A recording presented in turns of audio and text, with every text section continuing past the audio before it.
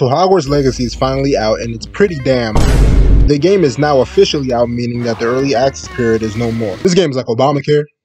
Everybody's getting it. As you would expect for a game as ambitious and popular as this, it's breaking records. Who would have thought that a video game based off an intellectual property that has a prodigious imprint on the landscape of pop culture in the current day would sell so well, and that a measly ass, crusty ass Boycott wouldn't work against it? It's a certified fresh tomato in the world of video games, and it's showing no signs of slowing down. I generally thought the whole controversy of Hogwarts Legacy was just another exaggerated story for the masses, and to some degree, it's still true. People are obviously still cruising and throwing tantrums. That obviously isn't anything new, especially on shitter. But there were a number of things that genuinely caught my eye even before this game came out officially, like a search engine generated for the express purpose of tracking down certain streamers or content creators to view whether or not they've been playing that game. They won't even say the name of it like it's some Voldemort type shit. How childish of a person do you need to be to even partake in something as vacuous as this? Oh look, it closed down. I can't imagine why a tracker would pose a welfare risk to internet denizens.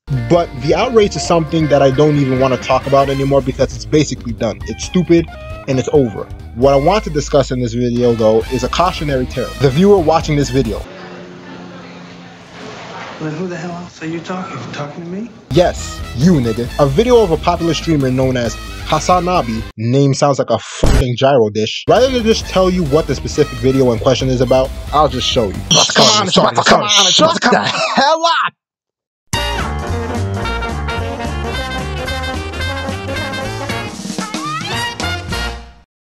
The only reason why I'm not playing this game, and I know a bunch of other people are not playing this game, is because we know that it's not worth it to get f***ing bullied endlessly and called transphobic endlessly when we have massive queer communities and audiences. That's it. Transphobic, transphobic, transphobic, transphobic, transphobic, transphobic, transphobia, transphobic, transphobic, transphobic, transphobic, transphobes, transphobic, transphobic, transphobic, transphobic, transphobic, transphobic, transphobic, transphobc, transphobes, transphobes, transphobic, transphobic, transphobic, transphobic, transphobic, transphobic, transphobic, transphobic, transphobic, transphobic, transphobic. I love the argument. I don't even need to see it. I don't even need to see it to know what the argument is, which is going to be, and I'm going to tell you right now. The argument is probably going to be, no, it is unnatural to be trans. He's just not going to watch it and deem us transphobe. So listen, dude, if you're going to watch something and do commentary with something said and not watch what they said and build a narrative, you haven't said anything. He really said that transitioning is natural. It's not.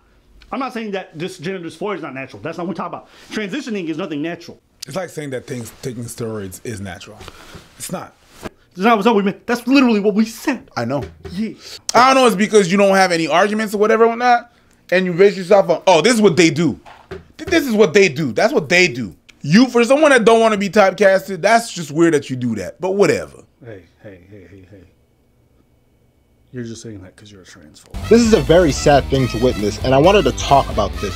So there are multiple content creators, including the one in the video we just watched, that are barring themselves from enjoying a video game due to them being held at gunpoint by their own audience. It's both equal part cosmically hilarious and downright crazy. This isn't a new phenomenon I've seen on the internet, but there's just something particularly grim about this situation specifically. However, I can't feel too bad because people like this guy are key players in cultivating the very culture that's cannibalizing them in the first place. Now, I ain't no political pundit or social revolutionary, but it doesn't take a rocket scientist to figure out that if you give an audience an inch, you give them a mile. People like this guy constantly engage in ridiculously reactionary diatribes of other people who might have a differing opinion on a certain hotly debated issue. It doesn't help that this dude also specializes in the whole political internet BS, so now he's basically enabled people who expect a default way of thinking from him. And in the event he does anything short of jiggling and gyrating for his own team, he goes into hiding because he doesn't want to get yelled at and shamed. Imagine that. Is that a way to survive as a content creator?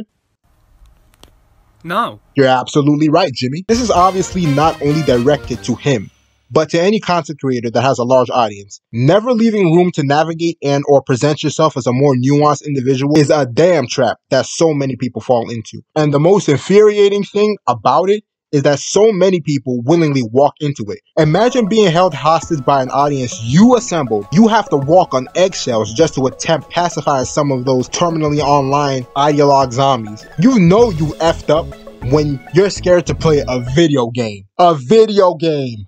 A video game. I don't wanna play the wizard game because they're gonna yell at me. You have to sit there and ask yourself why your audience is having this much of an adverse reaction to even ever so slightly thinking of playing a game. Normal people who don't engage in these weirdo ass internet wars have absolutely nothing to worry about because they ultimately do not present themselves as sweethearts to a cringe ass ideology or belief system. As a content creator who's currently in the early blossoming stage, I see situations like this unfold in real time and I just jot them down in my hell no book. And a mission statement I'm sure as hell going to want to keep in mind going forward is to never foolishly appeal to sanctimonious audiences who will try to hold you accountable for beliefs they think you should have. This is not unique to social political nonsense. This should be said for literally anything. Social media exacerbates this dynamic over 9,000, further accentuating this didactic for us or against us mentality on every corner of the interwebs. It's like digitized tribes rallying behind their own causes in such barbaric ways. TLDR, don't appeal to crazy, terminally online controlling people. I'm never going to foolishly ingratiate myself with a specific audience of people to the point where what I only conveniently portray to them is all that I am. I want to be a nuanced person with flaws to show the world and do not want to be beholden to anything besides making content for people to enjoy. I never want to be in a perpetual loop of niggas micromanaging my every thought and move to the point where I can't even play a highly rated video game. Mr. Anderson, you must not play that wizard game. It's transphobic.